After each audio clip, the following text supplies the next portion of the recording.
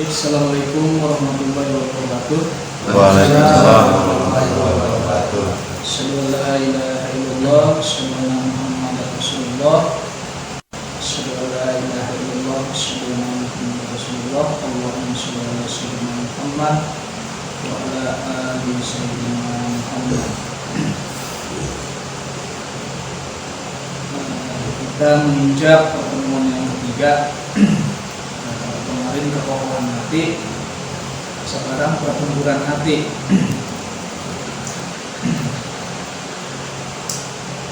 Aina syukru minkum ya mutaqabbilina fi ni'amihi. Di manakah rasa syukurmu wahai orang-orang yang berlimpang terhadap nikmat-nikmat yang Allah berikan?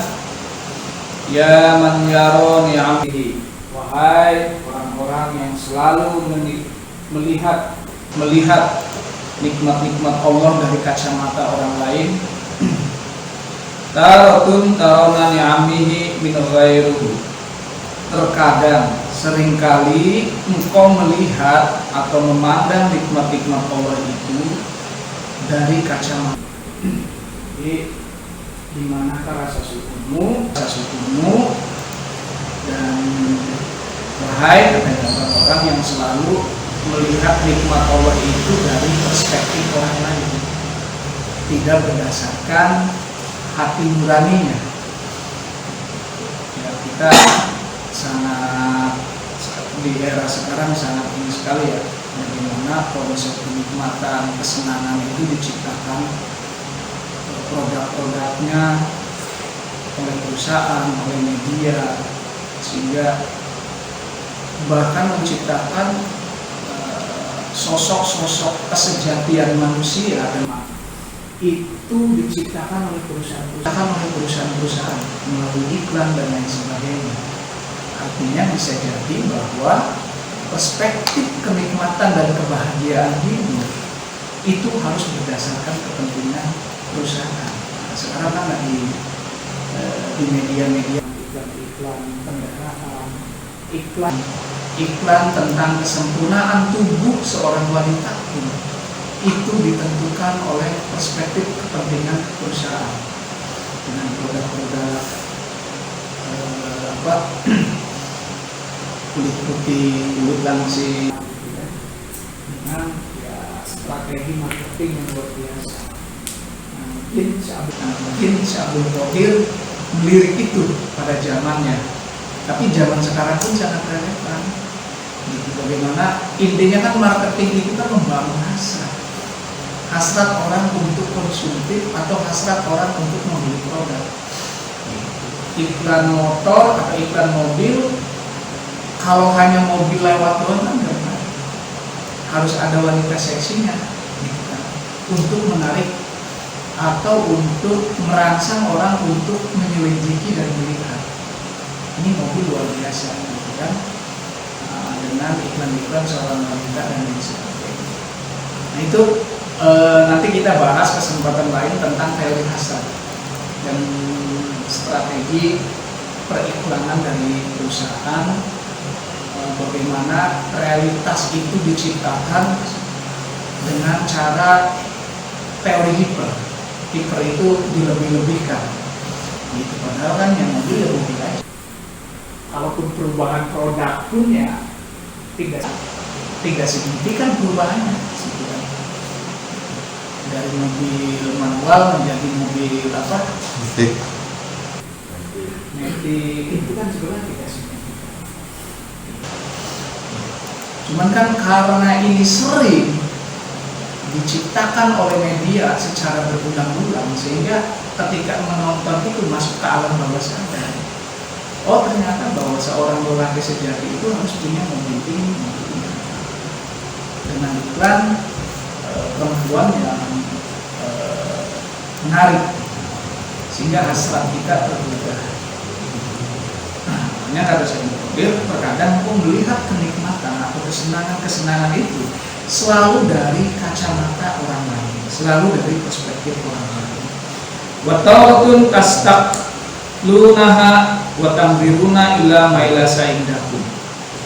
Terkadang engkau mengabaikan nikmat-nikmat Allah dan engkau selalu memikirkan nikmat-nikmat yang sama sekali tidak engkau miliki. Ini orang yang ditanya, yang selalu memikirkan kenikmatan-kenikmatan yang belum dia miliki. Maksudnya ya, sehingga abai terhadap nikmat-nikmat yang dia miliki, yang belum dia punyai, jadi beban pikiran. Sementara yang dia punyai, kenikmatan-kenikmatan atau anugerah Allah, ini sama sekali tidak dikelola dengan baik, sehingga pikirannya terkuras terhadap apa-apa yang belum dia miliki.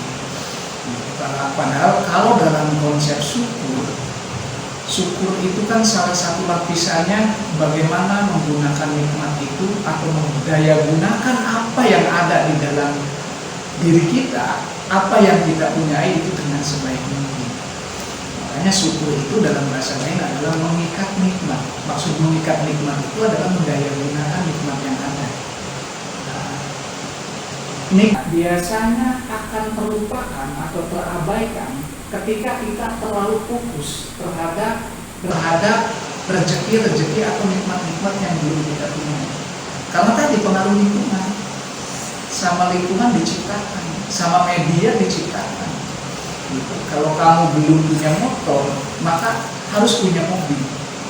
Maka dengan cara apapun, kalau alam bawah sadarnya tergores oleh marketing iklan produk-produk perusahaan, dan untuk menjaga kewibawaan dan gengsi biasanya cenderung memaksakan diri. Makanya banyak perusahaan-perusahaan jasa-jasa finansial, ya, meridik lah gitu kan, leasing dan lain sebagainya. Itu kan untuk memfasilitasi orang yang memiliki kendala untuk bayar produk secara cash.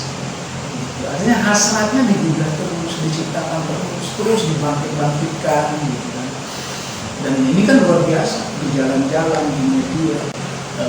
Bagi kita yang tidak memiliki daya kontrol terhadap ambisi, kepemilikan, berkebendaan itu kadang hanyut, kadang terbawa arus, dan kadang memaksakan diri.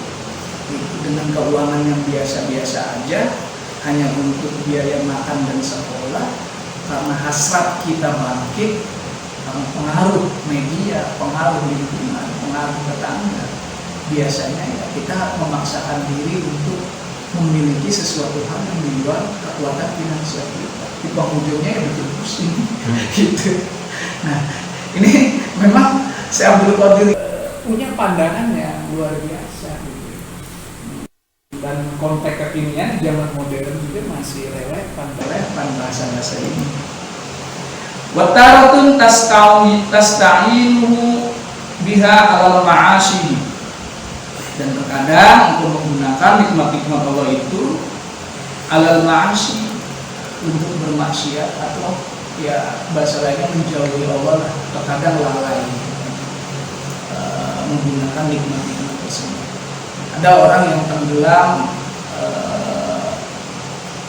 menggunakan nikmat Allah, memanfaatkan nikmat Allah sampai dia lupa ibadah, lupa sholat, lupa zikir, karena pikirannya tenggelam menggunakan nikmat dan digunakannya tidak untuk ubudiyah, untuk ibadah, sehingga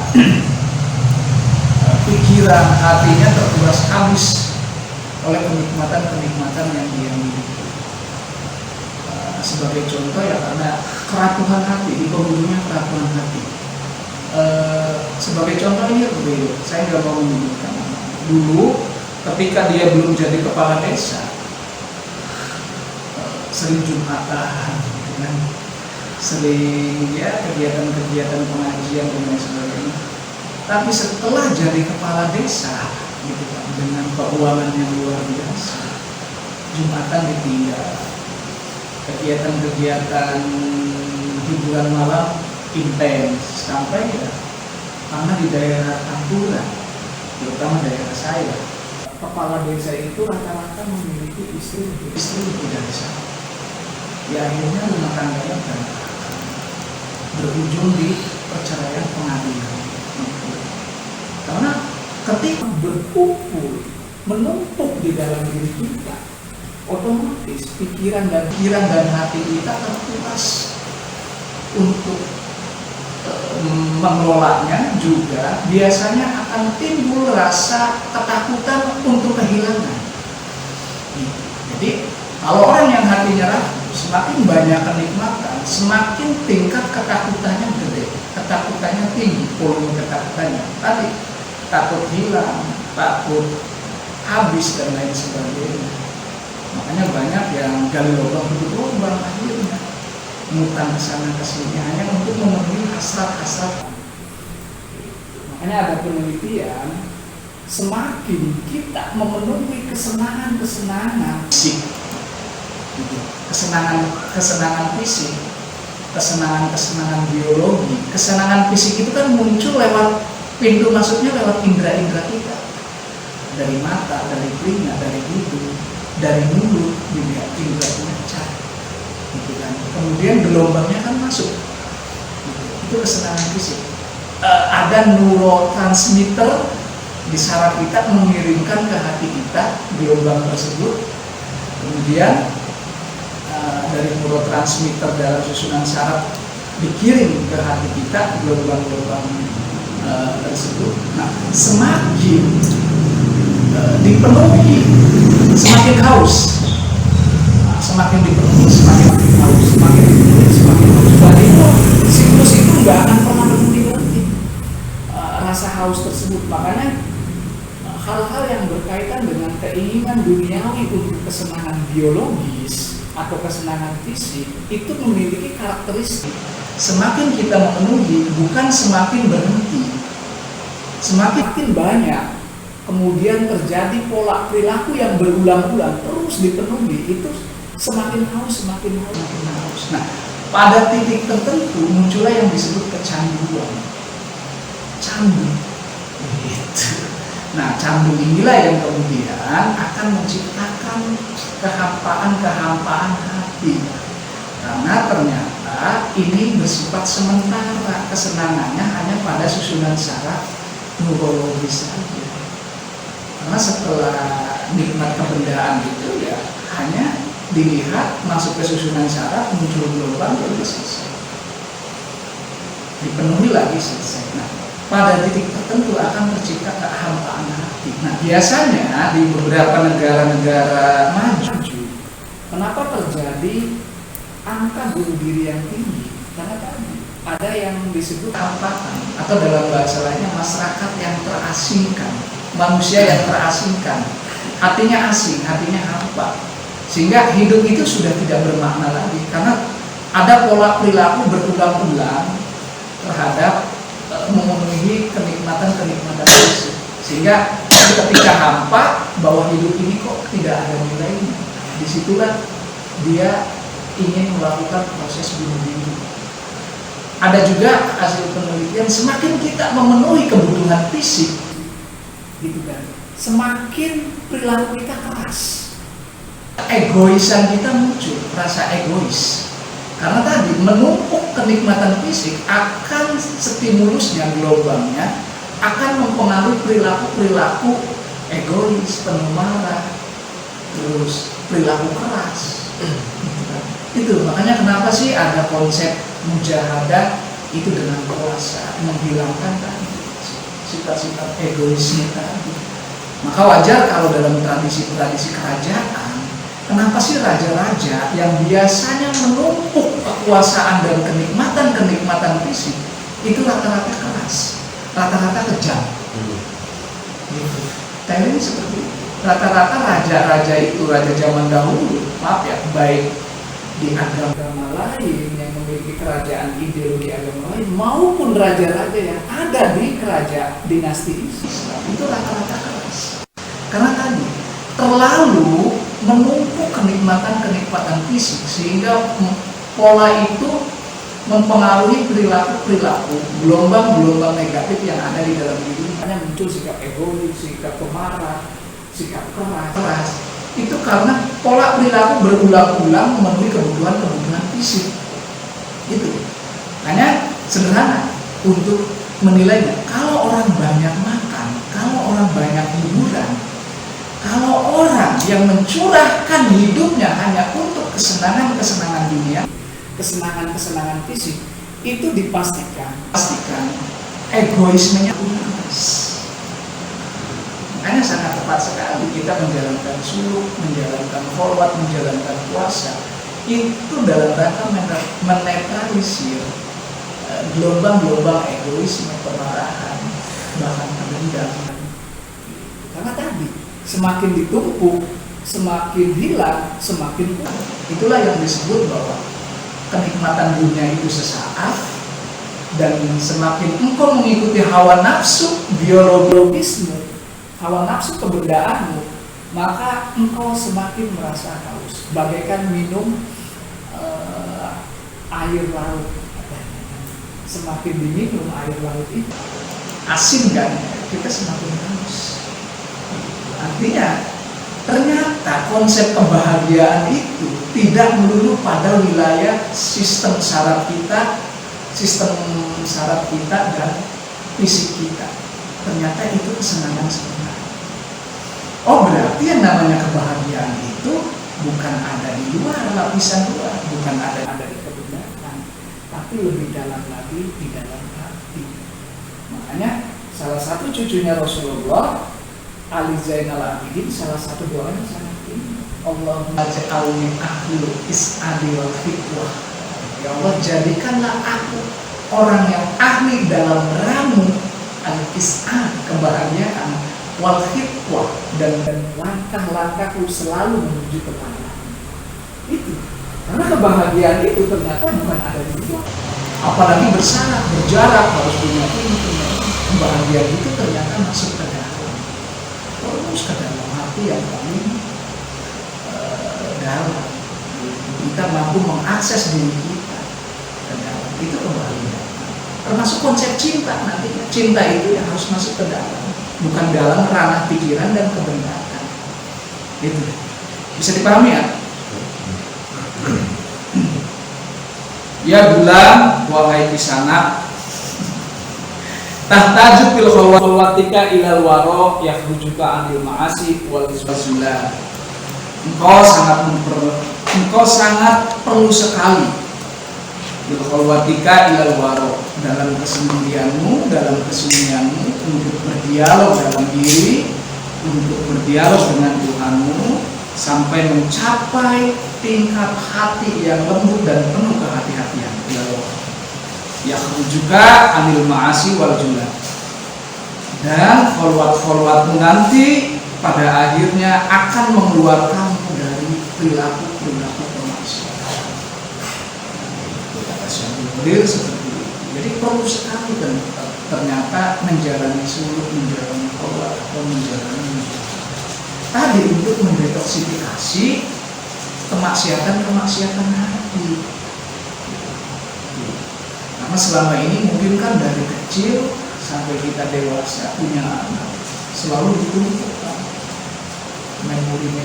Jadi ketika kita minum kopi, ngerokok, kebendaan masuk, berarti memori dan gelombangnya semakin bertambah.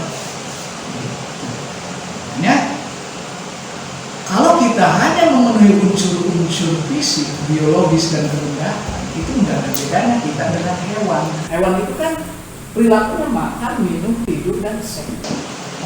Dan itu perilaku hewan.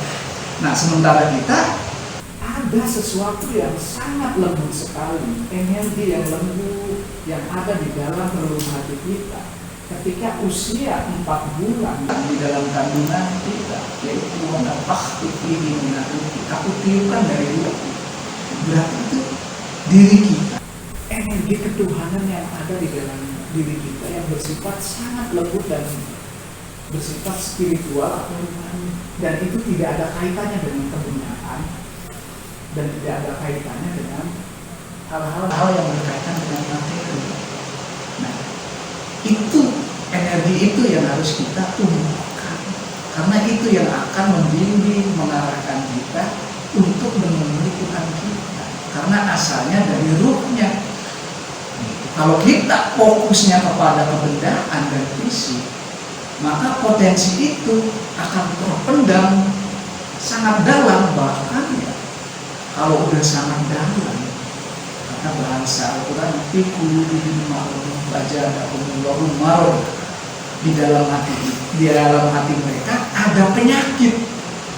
Oh, ternyata bisa jadi penyakit-penyakit tadi karena tumpukan gelombang-gelombang negatif. Di Al-Quran kan fi qulubihim maradun fazadahumullahu marad, di dalam hati mereka ada penyakit. Nah, penyakit itu kan bersifat rohani, seperti penyakit kebencian, penyakit egoisme, penyakit dendam, hasud, terus iri, dengki. Nah, sebetulnya penyakit-penyakit itu diciptakan dari pola perilaku berulang-ulang ketika kita melakukan kebiasaan-kebiasaan negatif, termasuk stimulus dari asupan-asupan kebendaan. Sudah saya katakan, kebendaan materi yang masuk dalam tubuh kita itu ada gelombang. Nah, semakin ditumpuk, ini akan menciptakan sifat-sifat atau ya sifat-sifat egois, pemarah dan lain sebagainya. Itulah yang disebut penyakit. Makanya fi qulubihim. Beda kalau waja'alna ala qulubihim akinata, aku jadikan di dalam hatinya akinata itu sumbatan. Kalau tadi penyakit, kalau ini sumbatan, disumbat. Gitu kan. Itu maknanya beda. Kalau mardo itu penyakit, ya tadi gelombang-gelombang seperti trauma, stres, dendam. Itu kan pola-pola yang muncul dari stimulus al-hawa, pengaruh lingkungan. Nah, kalau sumbatan, itu kan waja'alna ala qulubihim akinata, aku jadikan di dalam hati mereka sumbatan-sumbatan, sehingga nasihat-nasihat itu tersumbat. Kalau yang satu penyakit, kalau ini sumbatan. Tapi nanti penyakit juga bisa jadi sumbatan. Nah, sumbatan itu kan bisa jadi karena egois, gengsi, disuruh ngaji tidak mau, itu kan tersumbat. Artinya hijab lah, kalau dalam bahasa tasawufnya hijab. Nah, itu sekilas tentang bagaimana hati itu memiliki penyakit yang memang kalau ini tidak didetoksifikasi, tidak dinetralisir, kalau dalam bahasa kerennya tidak ditransendensikan, gitu kan. Ya selamanya terus. Oh, ifatun minasyayatin, kata bahasa Al-Quran. Itu bergulung-gulung, berputar-putar, bergelombang-gelombang. Semakin dibiarkan semakin besar. Gitu. Tapi kelak energi-energi ini akan membentuk badan rohani kita ketika kita sudah memenuhi ajalnya menjadi makhluk rohani. Makanya zikir, puasa itu kan dalam rangka menyempurnakan rohani kita supaya penyakit-penyakit tadi terkelupas.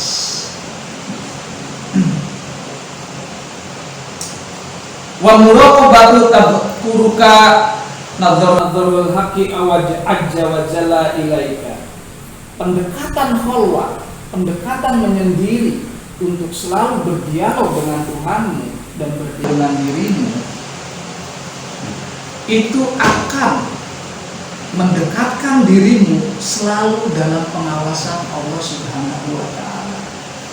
Jadi khalwat-khalwat kita salah satu mappingnya, salah satu tujuannya adalah supaya kita terus merasa diawasi oleh Allah. Kalau orang merasa diawasi, berarti kan sudah bisa merasakan kehadiran Allah. Contoh misalkan, siapa namanya?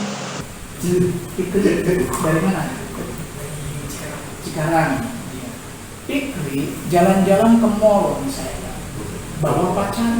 Sementara di mall ini banyak perempuan-perempuan cantik berambut pirang. Karena bawa pacarnya, merasa diawasi oleh pacarnya atau bawa satpamnya. Kira-kira dia bisa bergerak bebas enggak? Kaku. Godain perempuan gitu, cumihin gitu kan, atau jadi lelaki apa kalau dalam bahasa Sundanya mah lelaki cumihin lah kita menggoda perempuan. Kalau didampingi pacarnya terus, kira-kira bisa berlaku bebas enggak sebagai penjahat kelamin? Enggak. Iya, karena di sampingnya ada samnya.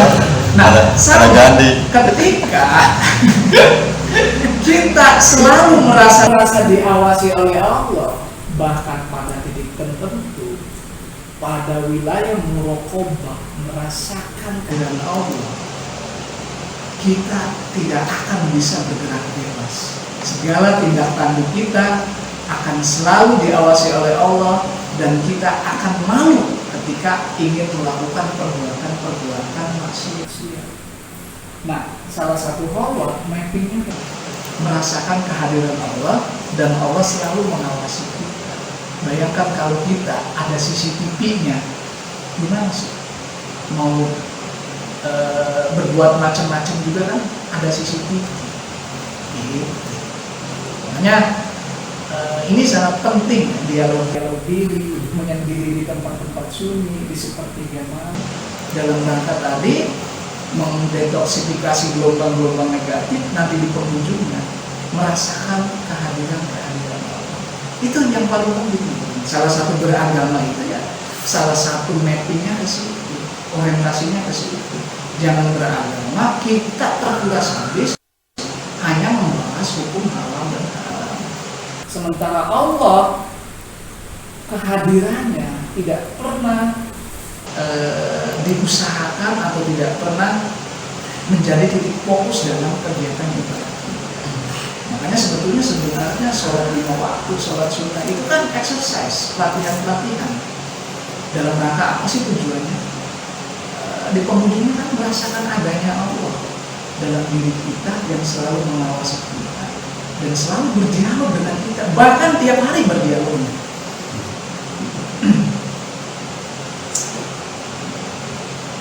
Anta muhtajun mustirun ila ayyakuna hadha ma'aka fil khalwatika. Engkau sangat membutuhkan sekali pengawasan dari Allah Subhanahu wa taala sampai dalam khalwat, dalam menjalankan khalwat yang engkau lakukan. Summa tahtaju ma'asyahwat, dan engkau sangat memerlukan untuk menghilangkan energi syahwatmu yang berlebihan. Bukan. Summa tahtaju ila muharabatun nafs, dan kemudian engkau sangat memerlukan sekali untuk melawan an-nafs, dirimu.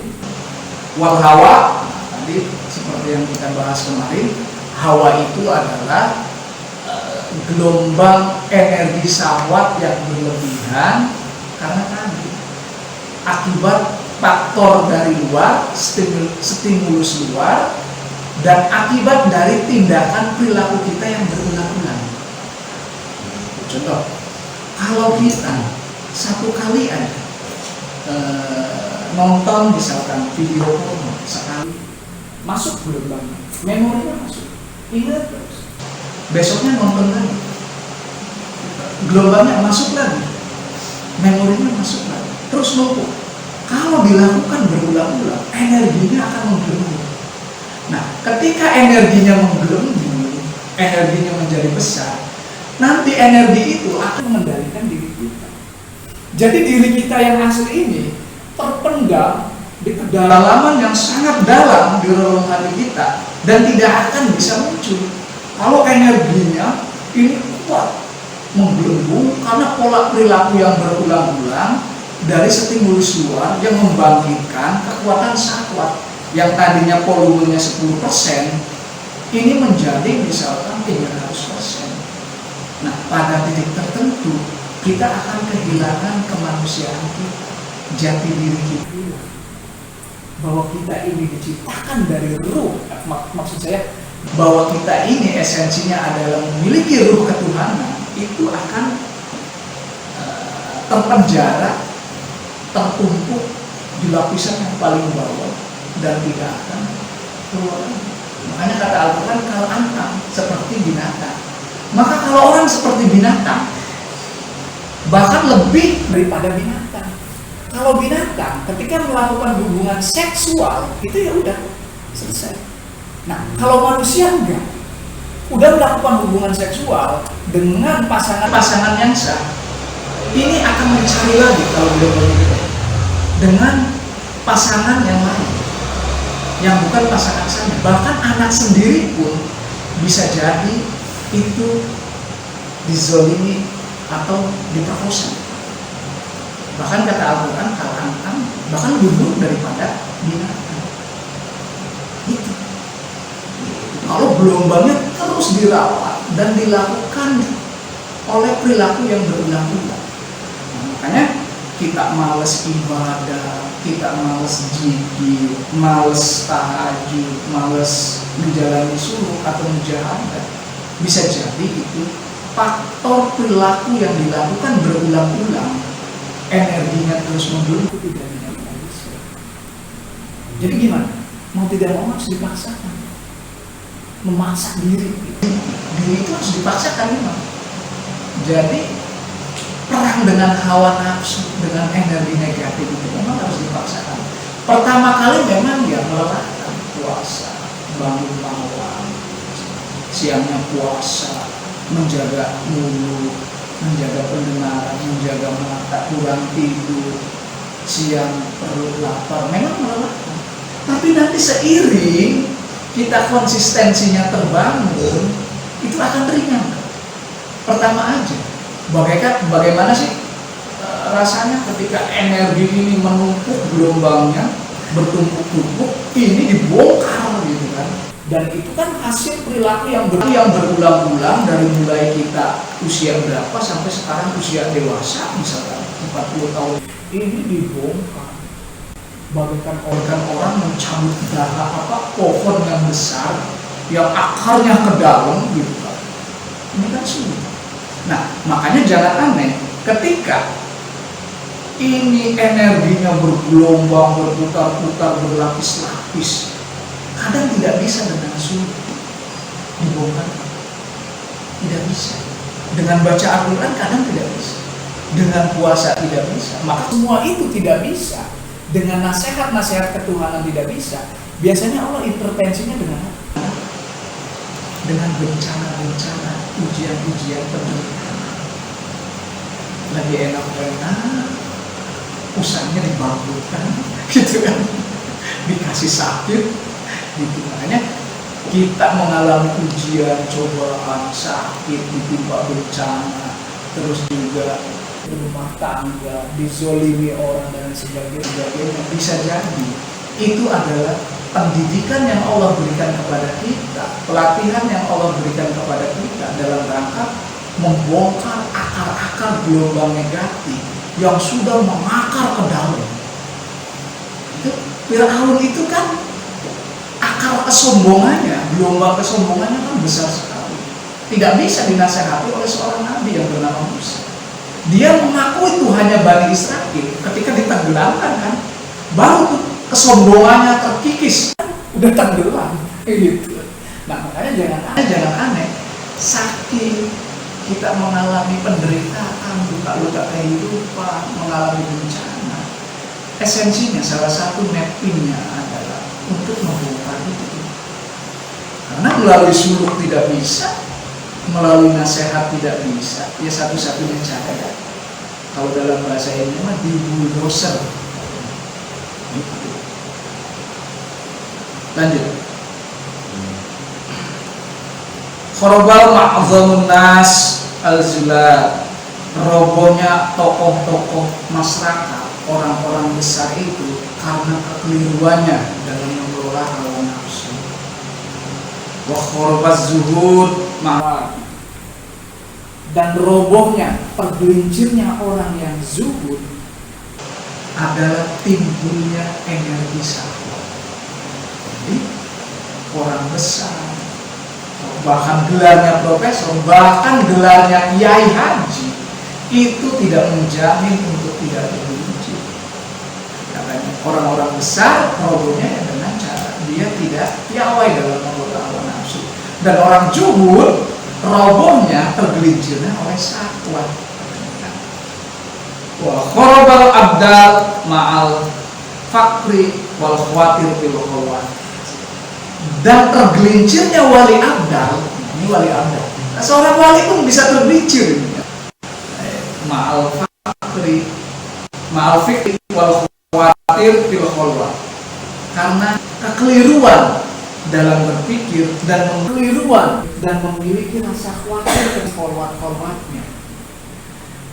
Jadi kalau seorang wali abdal ketika menjalani khawat masih ada rasa khawatir, keluarganya ditinggal selama 40 hari gitu kan, atau tidak bisa, atau sedih karena tidak selama khawat tidak ada makanan kesukaannya gitu kan, seperti es kelapa gitu kan, terus apalagi gorengan-gorengan, masih ada lintasan-lintasan itu, hobi-hobinya kan harus ditinggalkan dalam khawat itu, hobi-hobi makanan kan harus ditinggalkan, es kelapa, gorengan dan sebagainya, dan khawatir tidak bisa makan selama khawat atau masih ingat keluarganya ketika khawat, maka dipastikan seorang wali tersebut tergelincir. Kata Syekh Abdul Qadir Jailani. Jadi kalau masih ada lintasan, jangankan lintasan hasrat untuk ini, ada bayangan aja dalam pikirannya, karena ma'al fikri wal khawatir, berarti ada dalam bayangan pikirannya aja. Ingat misalkan keluarga selama khawat, itu udah batal kalau seorang wali. Berarti memori muncul aja dalam pikir, dalam mentalnya itu udah membatalkan. Apalagi udah masuk wilayah khawatir itu ya berarti ya batal. Kalau seorang wali, kalau kita kan bukan wali, kita ya santri nggak tahu, ustadz yang bukan, itu mahasiswa ya bukan, gitu. Jadi enaknya belum dapat bakat ya begini, ngomong lepas, gitu. Gitu. Jadi tergelincirnya seorang wali ada lintasan-lintasan dalam pikiran, bahkan adanya energi kekhawatiran selama khawatnya, dia tergelincir, batal. Khawatir ini dari kata khawatir ya, khawatir itu ya munculnya rasa gelisah, walaupun misalkan berapa persen, misalkan 0, sekian persen muncul kegelisahan ketika khawat, ingat keluarganya, ya udah tergelincir. Itu bukan wali. Apalagi ingat es kelapa, gitu. Itu bukan wali. Wa kharabus siddiqin al hitati subuluhum hibdul qulubihim li anna yanamu al babil. Dan tergelincirnya orang-orang yang siddiq, hilangnya fokus dalam kesibukan menjaga hati mereka. Siapa sih, hidangan atau apa? Ya, hidangan lah gitu ya. Disubuhan orang Sunda. Disubuhi Allah tenang. Tapi Allah belum membuka pintunya. Nah, model kita lagi menjalankan tiraka, lagi menjalankan ilmu tasawuf, ilmu keruhanian, para wali, para siddiqi, para zuhud, orang-orang yang zuhud itu, kata Syekh Abdul Qadir, itu lagi di depan pintu Allah gitu. Nah, hidangan Allah apa sih? Allah ngasih suguhannya buat kita. Itu Allah belum keluar, belum ngajak ke tamunya, anggap tamu, belum ngajak tamunya silakan masuk. Si tamu ini belum menemui tuan rumahnya, tapi udah dikasih hidangan-hidangan sama Allah. Nah, hidangan-hidangan itu yaitu adalah mujahadah suluk-suluk kita, ibadah-ibadah kita, itu hidangannya yang Allah berikan kepada kita. Untuk sementara udah nikmati aja itu dulu, sebelum Allah membuka pintunya ngajak kita masuk.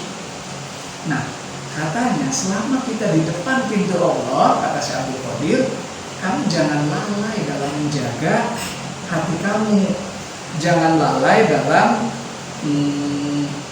jangan ada rasa khawatir, jangan ada syahwat yang muncul terus, jangan ada lintasan-lintasan pikiran. Udah fokus aja nikmati hidangan-hidangan Allah. Berupa apa? Berupa mujahadah yang kita lakukan. Nah, makanya mujahadah yang kita lakukan secara garis besar itu zikir gitu kan, sholat tengah malam, puasa, perut kosong, terus tidak banyak bicara pun seperlunya, tapi membisu gitu. Terus kholwa, menyepi, dan tidak tidur, mengurangi tidur. Itu secara garis besar mujahadah yang dilakukan oleh para ahli ruhani. Nah, itulah hidangan-hidangan Allah. Jadi tetap fokus menjaga hati sebelum Allah membuka pintu-pintu ketuhanannya. Gitu. Ini mah lagi, ya bayangkan kita pengen namu ke Allah, udah nongkrong di halamannya, udah nongkrong di terasnya, udah disuguhin, kitanya malah keluar, malah ikut nonton organ tunggal misalkan, atau dangdut pantura. Hidangannya ditinggalin. Kira-kira tuan rumah kesel nggak? Kesel. Itu yang ngetok pintu siapa sih? Udah dikasih makanan, udah dikasih minuman, malah ninggalin makanannya, malah ninggalin rumah saya. Kira-kira tuan rumah gimana? Malah nonton Happy Asmara dan koplo misalkan. Gitu. Makanya tetap bersimpulah, kata Syekh Abdul Qadir, bersimpu sebelum Allah membuka pintu-pintu ketuhanannya. Itu jangan putus asa. Hum qiyamu min maqamid da'wah. Mereka itu sebetulnya berada dalam posisi terjaga dalam mengajak pintu-pintu ketuhanan atau dakwah. Yadkhuluna al-khuluq ilal ma'rifatul haqq haqqi azza wa jalla. Mereka itu, kita kembali maksudnya ke para wali, para orang-orang yang jujur, as-siddiqin, orang-orang yang jujur adalah orang yang selalu mengajak makhluk untuk mengenal Allahnya. Tadi tamu-tamu Allah yang masih dikasih hidangan, itu ciri-cirinya katanya selalu mengajak makhluk untuk mengenal Allah azza wa jalla.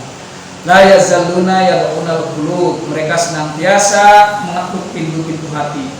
Yaquluna ya ayatuhal qulub, mereka selalu mengajak manusia untuk memasuki ke relung-relung hati. Ayatuhal arwah ya insi wa ya jin wa ya maridul malik. Wahai para arwah, para jin, para manusia, dan orang-orang yang mengejar jabatan. Halimu ilal babil malik is'u ilaihi. Berusahalah engkau untuk terus mengetuk pintu rajamu, maksudnya Allah. Is'u ilaihi bi'aqdami qulubikum. Bersegeralah, larilah, jangan ditunda-tunda lagi. Engkau menuju Allah dengan kelembutan hatimu, bi'aqdami wat taqwakum, dengan kekokohan ketakwaanmu, wat tauhidikum, dan ketauhidanmu, wa ma'rifatikum, dan kemarifatanmu, wa waraikum, dan kewara'anmu, wa zuhudu fid dunya wal akhirah fimma siwa maula.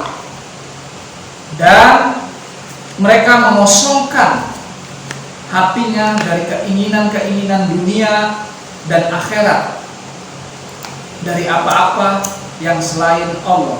Jadi para wali, mereka yang lagi bersimpu di hadapan Allah sebagai tamunya Allah, itu adalah orang-orang yang hatinya sudah kosong dari keinginan-keinginan duniawi, juga dari pahala-pahala akhirat, dan kosong dari segala sesuatu kecuali yang ada di dalam hatinya Allah Subhanahu wa ta'ala. Hadza syughulul qaum, inilah kesibukan-kesibukan mereka.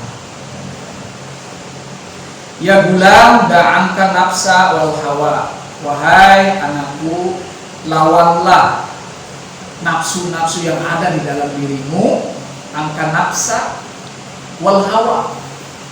Nah, ini hawa, ini ada an-nafs, ada al-hawa.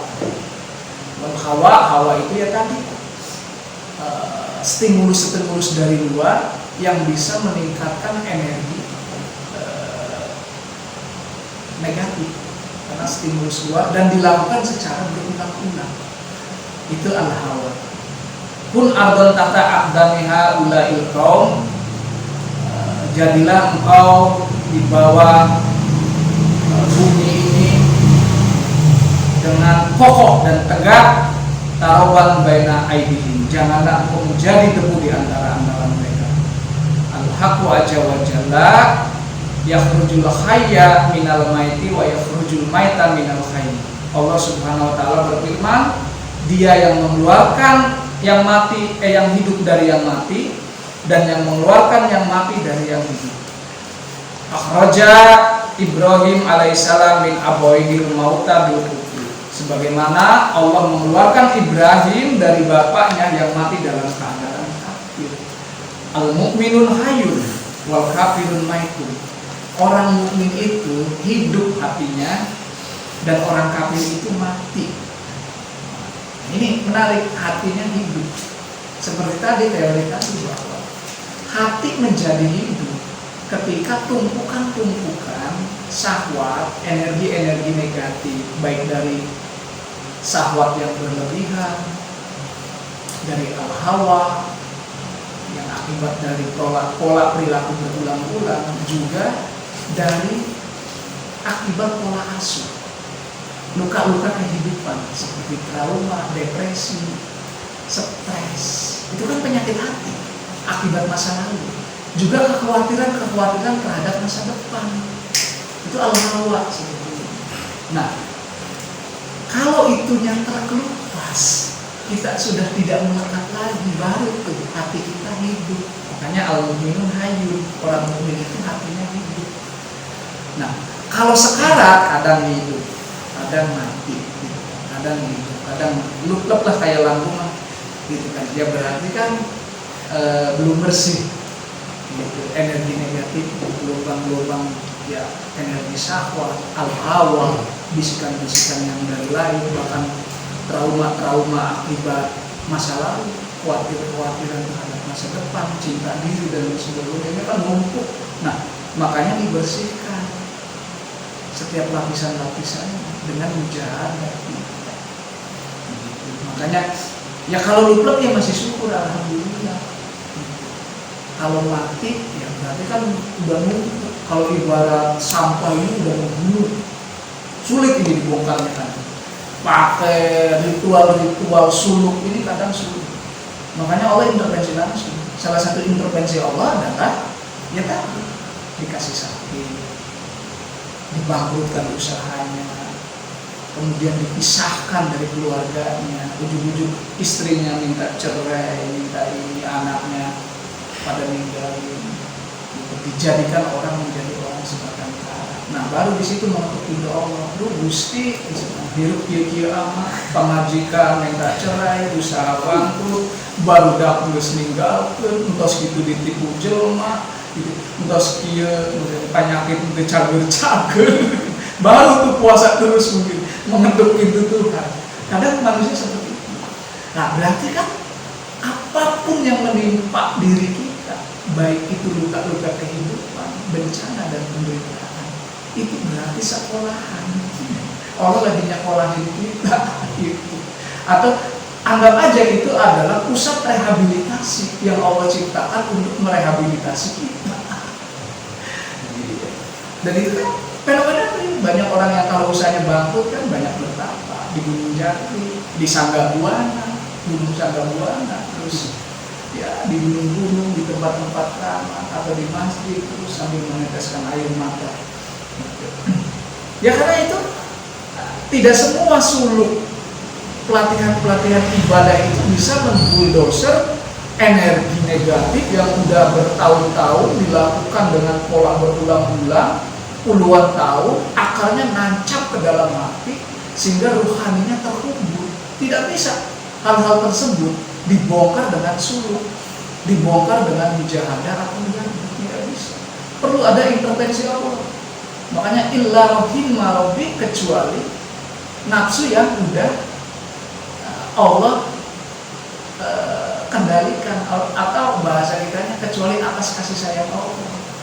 Makanya derita-derita kehidupan itu ya kasih sayang Allah dalam rangka merawat kita.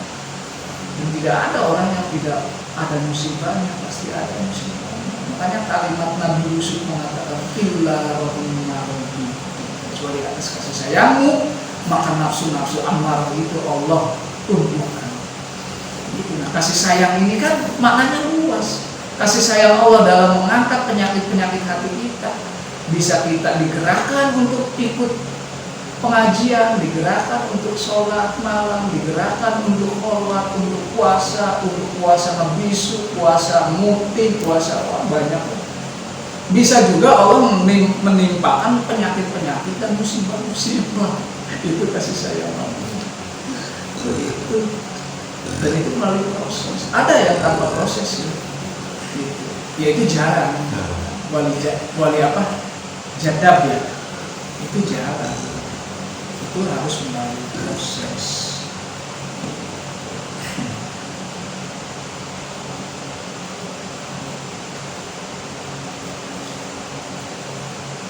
Mana sih? Lupa lagi banyak sih. Wal kafirun maitun wal muwahhidun hayyun, dan orang-orang yang bertauhid itu hatinya hidup. Wal musyrikun maitun, dan orang-orang yang musyrik itu hatinya telah mati. Walihada qala azza wa jalla fi badal kalam awalan man mata min khalqi iblis. Makhluk yang pertama kali yang mati hatinya adalah iblis, yakni asoni pamata bil maksiat. Iblis itu makhluk yang pertama kali yang bermaksiat kepadaku, maka dia mati dalam keadaan maksiat. Ada akhir zaman, ini adalah zaman yang sudah akhir zaman. Qad harsuk kunnifa, sesungguhnya telah nampak pasar-pasar kemunafikan. Sukul kadbul fukul kadb, pasar-pasar kebohongan. Pasar-pasar kebohongan. Jangan-jangan pasar-pasar kebohongan ini memang diciptakan oleh manusia. Contoh fenomena hoax untuk kepentingan politik. Hoax, bukan hoax, hoax. Iya. Kemudian statement-statement kebohongan ini di-share di media gitu kan, dipropagandakan secara berulang-ulang gitu kan. Sehingga kalimatnya, konsepnya sebetulnya konsep kebohongan, tapi ketika dipropagandakan secara berulang-ulang masuk ke alam bawah sadar, itu seolah-olah kalimat atau konsep yang benar, dan kita mengikuti itu. Ini luar biasa. Di sini bahasanya pasar kebohongan. Kalau di zaman sekarang mungkin fenomena hoax ya. Iya, bertebarannya hoax, fitnah-fitnah untuk kepentingan golongan dan politik. Ini sudah ada pada zaman Syekh Abdul Qadir. La taq'adu ma'al munafiqina kadzibina dakwad dajjal. Janganlah engkau duduk bersama dengan orang-orang munafik, orang-orang yang selalu menciptakan kebohongan dan para pengikut dajjal. Waihaka nafsuka munafiqatin kadibatin kafirotin wajibatin musyrikatin. Cilakalah jika hatimu penuh dengan kemunafikan, kebohongan, keburukan, kekafiran, dan kemusyrikan. Kaifa ta'adu maha, mana mungkin engkau bisa duduk bareng dengan penyakit-penyakit hati tersebut. Khalifahwa, lawanlah hawa nafsumu, al-hawa, nafsumu, al-hawa, wala tuwafikuha, jangan pernah engkau bersepakat dan kerjasama dengan penyakit-penyakit hati. Qayyiduha wala tutalikuha, kendalikanlah penyakit-penyakit hati tersebut dan jangan dibiarkan bebas. Isjinuha wa ajir alaiha haqqaha alladzi la buddalah minhu, penjarakanlah nafsu-nafsumu dan penyakit-penyakit hatimu, jangan berkeliaran, dan berilah hukuman yang pantas untuk penyakit-penyakit hati. Nah, saya punya teman Kebetulan sekarang belum setor lagi.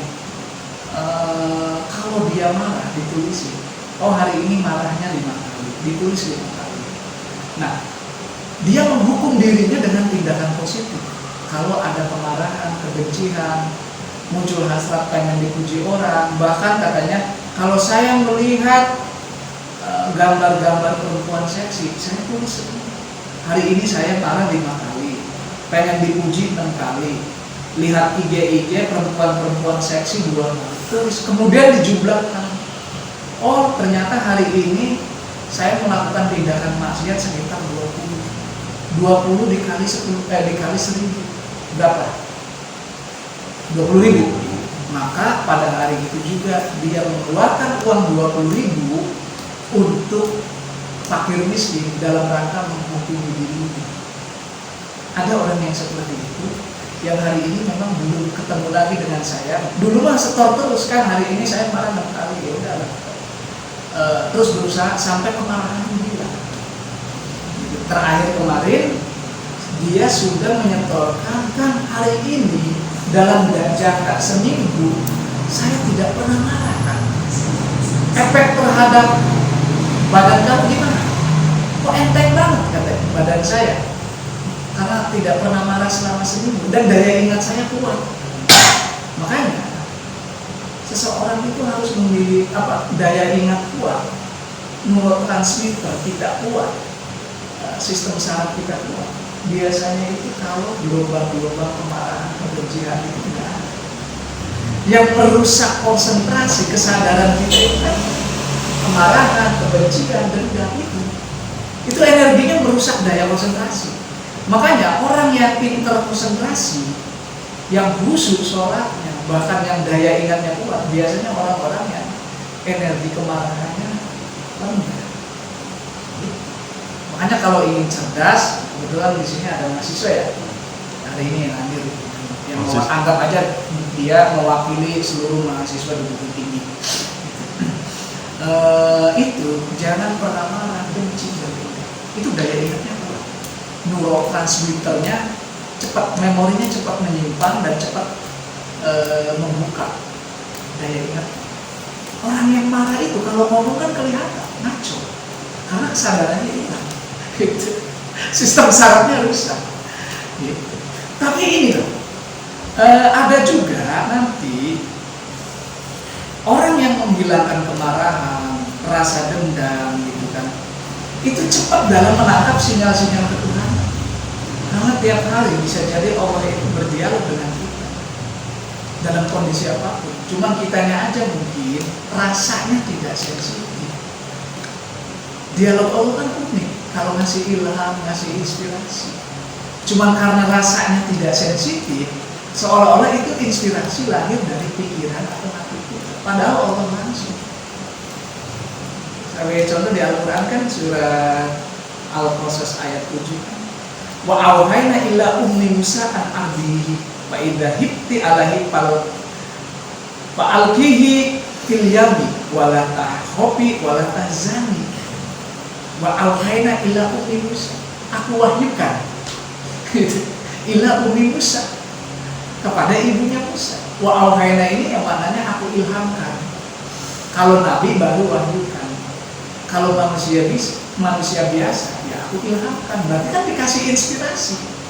Ila ummi Musa an ardihi, untuk menyusui Musa. Fa idza hibti, apabila engkau khawatir, takut oleh Fir'aun, karena pada waktu itu Fir'aun itu membantai setiap anak bayi laki-laki yang dilahirkan dari kalangan Bani Israel, dan pada waktu itu enggak ada yang selamat dan banjir darah. Maka ketika tidak ada yang selamat dan banjir darah, dan semua rumah-rumah digeledah, tidak ada pun seorang bayi yang selamat, kebetulan ibunya Musa punya anak bayi laki-laki bernama Musa. Kira-kira gimana cara menyelamatkannya? Bingung.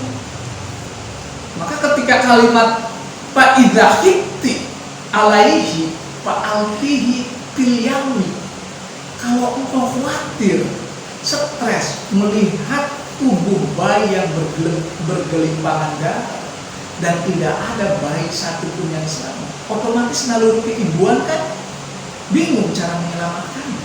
Ini bayi diselamatnya di mana? Apa disimpan di parah, gitu kan? Atau dimasukin ke berangkas, ke barak, atau ke drum, atau disumputin ke ember? Nggak ada yang selamat pada waktu itu. Maka Allah intervensi langsung. Fa'auhayna ila ummi Musa an abihi fa idza hifti alaihi fa alqihi fil yam. Susui dulu anakmu. Aku beri inspirasi, aku ilhamkan kepada ibu Musa untuk menyusui Musa. Setelah itu hanyutkan ke sungai. Nah, apakah ketika wa'auhayna itu Allah ngomong langsung dengan ibunya Musa? Kayak saya nyuruh ke siapa deh namanya, lupa lagi saya. Fikri. Nyuruh langsung ke Fikri. Hanyutkan adek kamu ke sungai. Kayak gitu. Enggak seperti itu ilham itu gitu. Berhadapan-hadapan ngomong enggak. Dalam kondisi takut, terdesak, kalut, muncul dalam dirinya, muncul dalam pikirannya, daripada ini terbunuh, masih mending saya hanyutkan aja ke sungai. Artinya itu kan pikirannya ibunya Musa dalam kondisi kalut dan stres. Tapi itu syariatnya, realitanya seperti itu. Makanya Pak Idzahid ti'ala ini apabila engkau khawatir, engkau stres, dari kata khaufun, takut, karena udah gak ada yang selamat, muncullah dalam pikirannya yang didorong oleh rasa kebingungan, rasa stres, rasa kalut, dihanyutkan ke sungai. Tapi bahasa Al-Qur'annya gimana? Bahasa Al-Qur'annya wa'auhayna ila ummi Musa, aku ilhamkan, katanya kan. Nah, realitanya ini perempuan stres, perempuan kalut, perempuan takut, kemudian muncul secara spontan menghanyutkan anaknya. Realitanya seperti itu. Hakikatnya itu adalah ilham Allah. Gitu. Nah, makanya nggak ada bedanya. Kalau kita ya nanti malam saya mau bawa kopi pengajian untuk makan para jamaah. Oh iya ya, nanti malam saya jadwal ngaji. Mau berangkat. Realitanya itu pikiranmu yang ngomong, hatimu yang ngomong. Tapi hakikatnya kalau dalam kajian Al-Quran ini ayat Al-Qasas ayat 7 itu adalah suara-suara kita. Cuman kita gak sensitif. Seolah-olah ini adalah suara hati kita. Padahal Tuhan berbicara lewat neurotransmitter yang ada di susunan sarafmu, kemudian masuk gelombangnya di dalam hati. Makanya waja'alna ala qulubihim akinnatan itu biasanya salah satunya orang-orang yang hatinya tersumbat, yaitu orang-orang yang tidak memiliki ilham-ilham ketuhanan dan tidak memiliki inspirasi-inspirasi untuk melakukan kegiatan-kegiatan positif. Nah, realita ibunya Musa ini benar stres. Makanya ada kalimat Pak Idzahid ti'alaihi, apabila engkau khawatir, takut, fa'alqihi fil yammi, hanyutkan aja di dalam sungai. Mungkin nggak ada seorang ibu membuang anaknya ke sungai tanpa sebab, tanpa kekalutan, tanpa stres, tanpa ketakutan. Nggak mungkin kan? Nggak mungkin. Berarti sebab akibatnya atau sebabnya karena dia kalut, dia stres, dia galau, dan dia penuh dengan ketakutan yang sangat mencekam. Karena pada waktu itu banjir darah, tidak ada seorang bayi pun yang selamat. Bahkan bukan hanya bayi, seorang balita yang usia 5-10 tahun, bahkan usia 15 tahun sampai 20 tahun, konon dalam sejarah semuanya dipenggal. Pokoknya asal berjenis kelamin lelaki oleh Firaun. Gimana mas? Makanya di ayat selanjutnya, ketika bayinya hanyut dibawa oleh arus sungai, wa asbahu adu Musa farihun, ibunya Musa dalam kondisi galau dan gambang melihat hanyutnya Musa di atas air sungai. Dia galau gambang, ini selamat negara. ini selamat enggak gitu kan.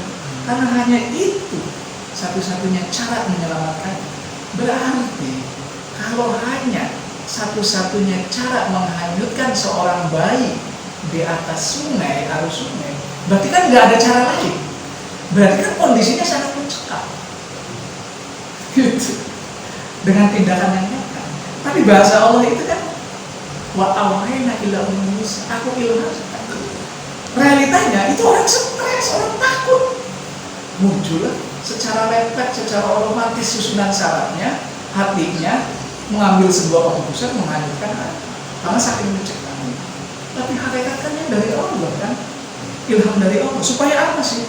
Di penghujungnya supaya Musa dirawat Fir'aun, kan itu.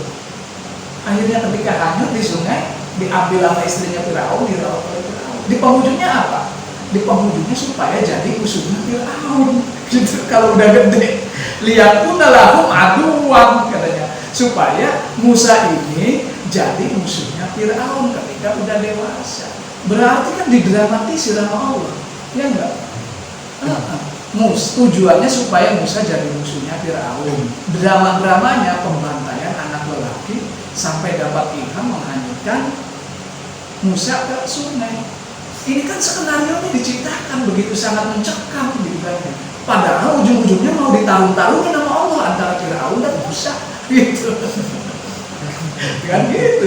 Makanya satu kalimat, satu sifat Allah nih yang bisa kita temukan, Allah Maha mendramatisir. Gitu. Begitu. Gitu. Artinya begini. Terlalu banyak inspirasi, ilham-ilham yang Allah berikan kepada kita tiap hari yang sering kita alami. Itu. Orang kalut aja dikasih ilham, apalagi kita orang yang lagi santai bisa. Jadi Allah itu berdialog dengan manusia seperti itu. Contoh nanti malam mau sholat tahajud, gitu. Itu bahasa Allah. Allah ngasih pesan ke kita. Besok mau sodako, besok mau puasa. Itu Allah langsung. Fa'awhayna, aku ilhamkan. Realitanya memang dari suara hati kita. Makanya jangan bersengketa, jangan melakukan pertempuran terhadap suara-suara hati yang memberikan tindakan positif. Kalau kita kan sering diabaikan, sehingga terjadi pertempuran hati. Nah inilah akal persoalannya. Awal mula terjadinya penderitaan hati, galau, khawatir, rasa takut, karena kita selalu abai dan selalu meninggalkan suara-suara hati kita. Kesimpulannya, siapapun yang meninggalkan suara hati kita, hati nurani kita, sama saja meninggalkan ilham-ilham Allah. Kita bertemu dengan Allah pada dasarnya. Itulah pertempuran hati temanya. Artinya kita menantang suara-suara Allah, menantang hati nurani kita. Di penghujungnya siapapun yang menentang Allah siap-siap melakukan merasakan kepedihan-kepedihan itu. Gitu. Masih lama ini? Udah sejam ya? Udah sejam. Ya mungkin hanya itu sekilas. Apa kita selesaikan dulu ya? Boleh. Dibacakan dulu sebelum dialog bareng.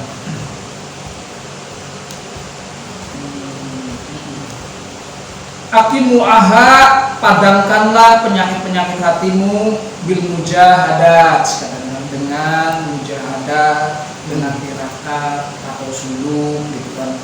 Wa amal hawa fa'qubahu wa la takhlahu yaqamuka. Adapun energi-energi yang lahir dari al-hawa, kendalikanlah. Jangan sampai engkau dijadikan kendaraan oleh al-hawa.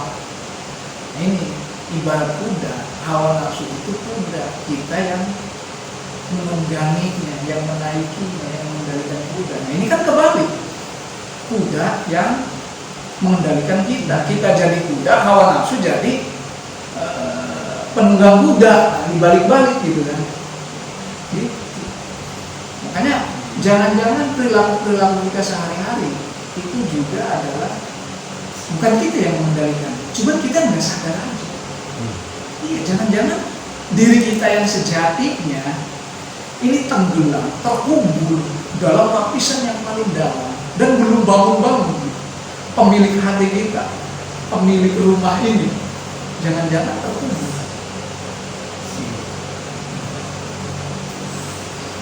Justru yang hidup ini hawa nafsu gitu yang mengendalikan kita.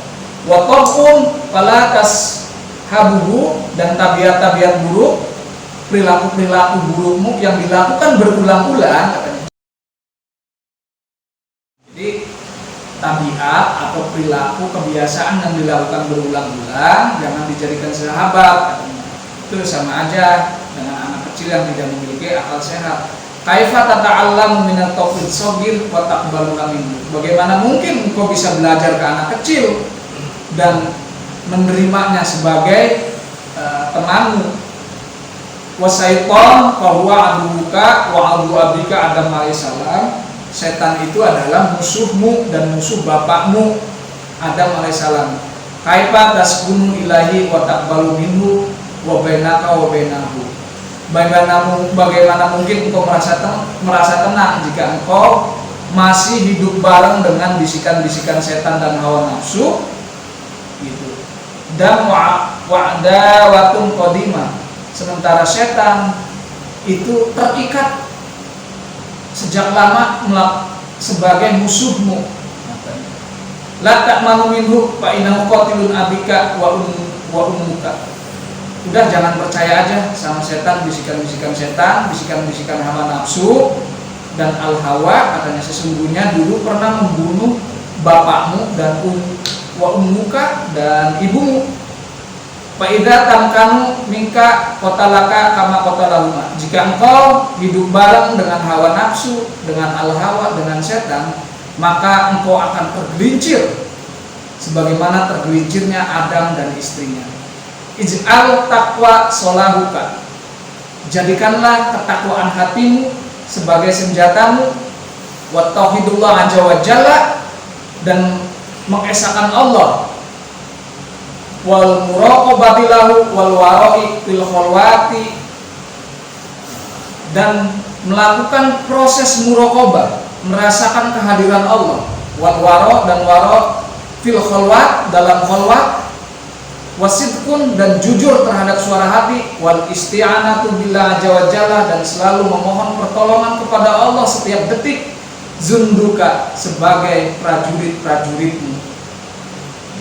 Jadi tentara-tentara hatimu yaitu takwa, tauhid, muraqabah, merasakan kehadiran Allah, wara dalam khalwat, wasidqun, jujur terhadap suara hati, dan selalu memohon pertolongan Allah. Itulah senjata-senjatamu dan prajurit-prajurit hatimu yang siap berperang melakukan proses pertempuran dengan hawa nafsu. Itu makanya kan temanya pertempuran hati. Nah, dalam bertempur, nah itulah prajuritnya, itulah tentaramu. Bukan duit, bukan kopi, bukan rokok, bukan mantan juga. Bukan. Itu takwa, tauhid, jujur terhadap suara hati, dan selalu memohon pertolongan Allah.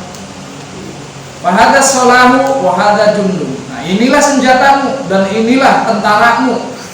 Humul ladina yahzumunahu, yang akan mengalahkan hawa nafsu setan, yang akan mengalahkan nafsu, al-hawa, dan setan. Wa yahdumunahu, yang akan menghancurkannya.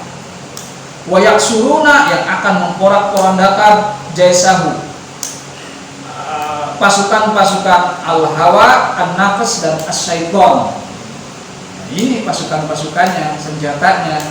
Itu temanya kan pertempuran hati. Kaifa la tahzamunahu, mana mungkin mereka tidak akan hancur dan binasa. Wal haqqu ma'aka, sementara engkau selalu bersama Allah. Jadi seperti itu tema tentang pertempuran hati.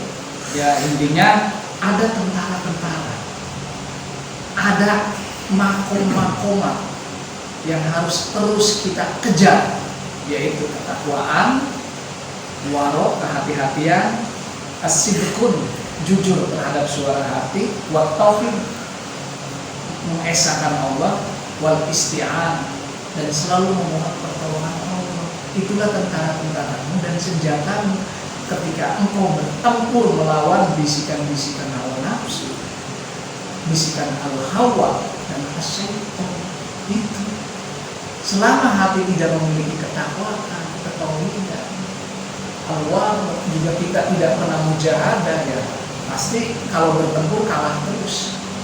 Jadi kesimpulannya, kalau kita selalu kalah, berarti ya kita harus tingkatkan pelatihan-pelatihan. Mungkin hanya itu materi tentang pertempuran hati yang disampaikan oleh saya Abdul Qadir Az-Zairani. Selanjutnya ya kita ngopi, ngobrol, dan mudul. Santai. Tidur. Enggak, saya akhiri pembacaan ini. Assalamualaikum warahmatullahi wabarakatuh. Waalaikumsalam warahmatullahi wabarakatuh.